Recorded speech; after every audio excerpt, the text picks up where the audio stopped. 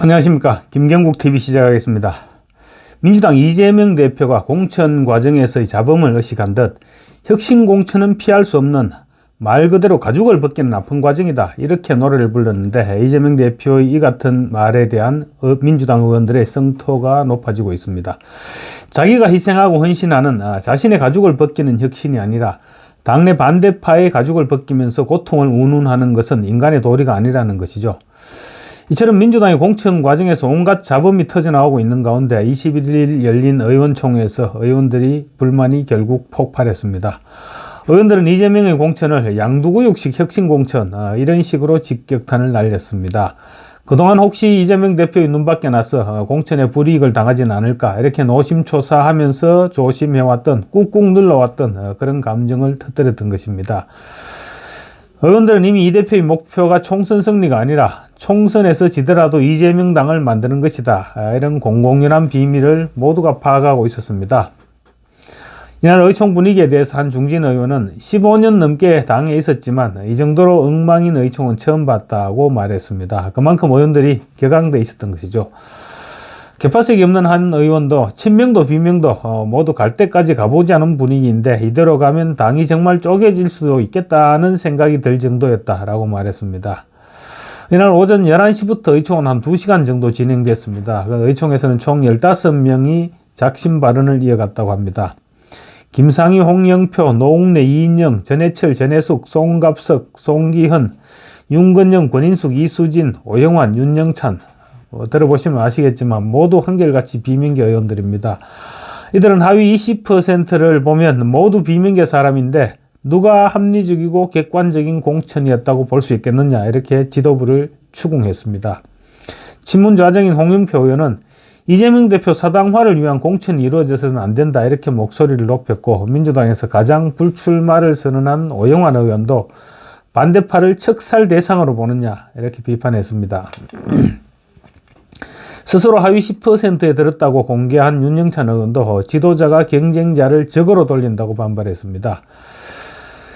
최근 비명계 의원 지역구에서 친명계 인사들의 이름을 넣은 여론조사가 다수 진행된 데 대한 항의도 이어졌습니다. 친문 전해철 의원은 전략지역이 아닌 곳에 무차별적 여론조사를 왜 하느냐, 의도가 무엇이냐, 이렇게 따져 물었습니다. 경기도 용인갑 출마를 준비해온 권인숙 의원은 지역구에 자신은 빼놓은 채 이재명 대표가 최근 복당시킨 이현주 의원의 경쟁력을 묻는 여론조사가 돌았다면서 울먹였습니다.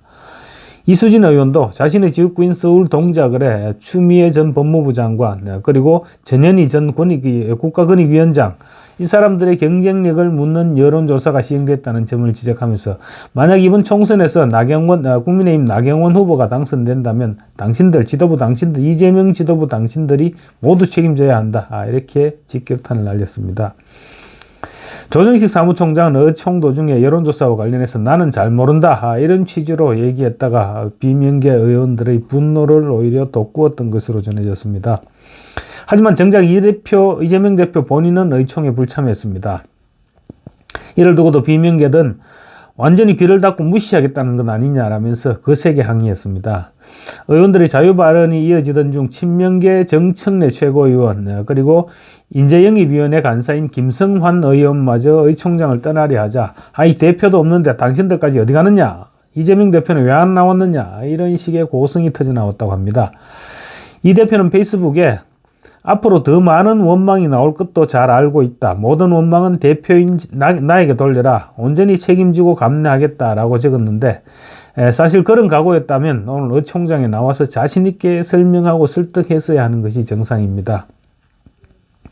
이 대표는 페이스북에 올린 글과는 달리 비명계 의원들의 성토장이 될 게 뻔한 의총 개최 자체를 탐탁지 않게 생각했다고 합니다. 의총장 바깥에서도 이 대표에 대한 성토에 불이 붙었습니다. 특히 이재명 대표가 전날 SNS에 올린 혁신 공천은 피할 수 없는 말 그대로 가죽을 벗기는 아픈 과정이다, 이 말이 계속해서 문매를 맞고 있습니다. 자신과 친위 세력이 아닌 정적과 반대파의 가죽을 벗기고 있으면서 무엇이 아픈 과정이냐, 이런 주장인 것입니다. 윤영찬 의원은 SNS를 통해 혁신은 자기 가족과 살을 베어내야 하기 때문에 어렵고 고통스러운 것이다. 칼자루를 쥔 분이 정치적 비판 세력과 잠재적 라이벌을 마구 베면서 고통 운운하니 참으로 민망하다고 적었습니다. 민주연구원 부원장을 지낸 최병천 신성장 경제연구소장, 최근 민주당이 이번 선거에서 폭망할 것이다 이런 전망을 내놓았죠.